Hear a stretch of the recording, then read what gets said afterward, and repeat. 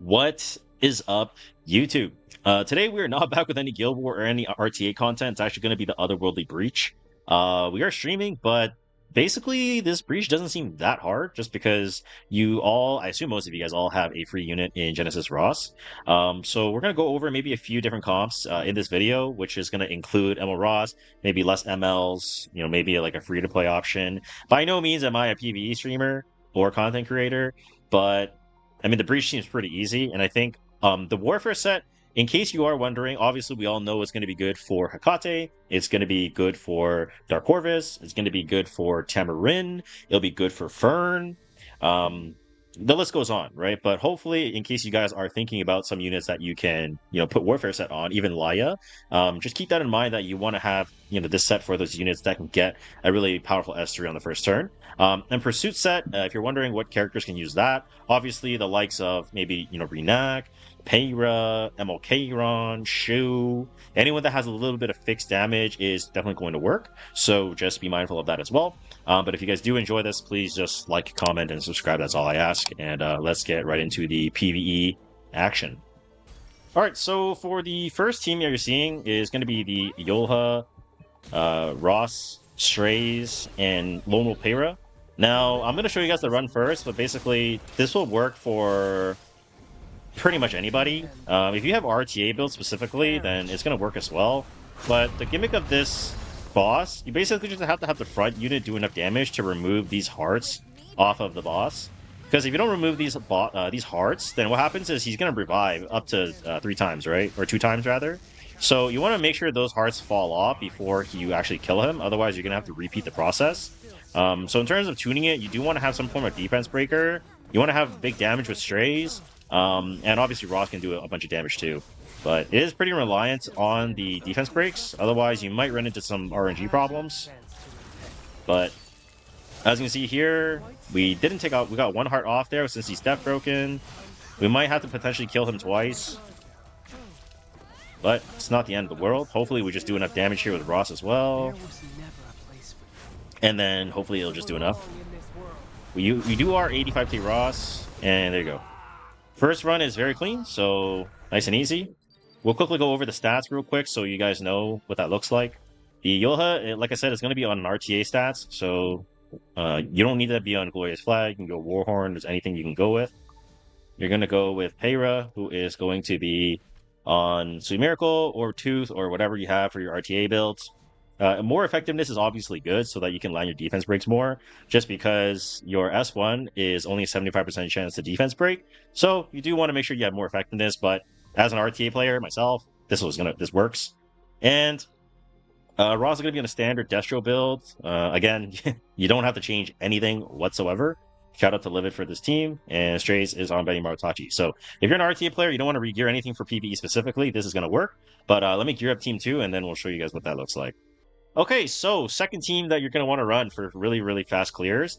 You're going to want Singie to be first here. So Singie is going to be 238. Basically, just make her the fastest on Warhorn. Really doesn't matter. Just like 6 pieces of gear, make her the fastest on your team. And then we're going to have our defense breakers go. So Camilla's going to be 230. You want to give her Water Gun for more damage for the Lorina. You do want to have more effectiveness on this, I think, but yeah, if you're missing kills, missing death breaks, put more F on. The boss does have 70 ER, so just rock like 105, 120, you're good to go.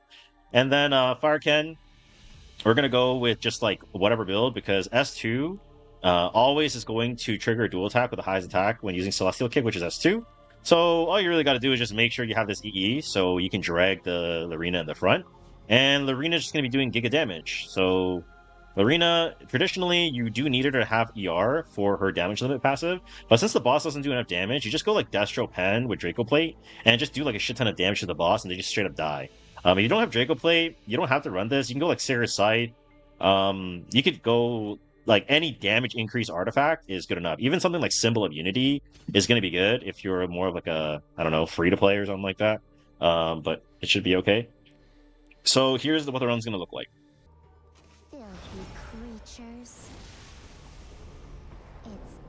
So Singie's gonna S3, attack skills off on Camilla. We missed Death Break, but we got the Death Break with Ken. Got that hit. But even though we don't have enough effectiveness, like watch, like she just dies.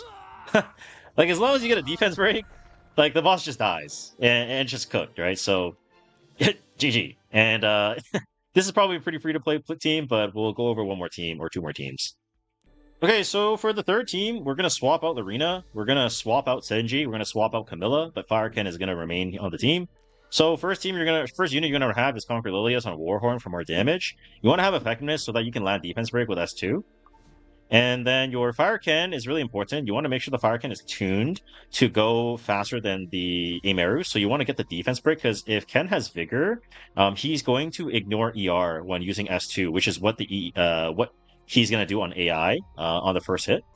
And that's going to drag the Adin forward. And now Adin is going to be just on a Destro build. So it's just going to be on Sword of Cycling Seasons. You're going to go Destro and Penset since you're relying on your S1, S3 damage. You can go for 85 crit, which does help building it a little bit easier, I would say. But definitely Lorina or Adin would be the better options of the two if you are like looking for more free-to-play options.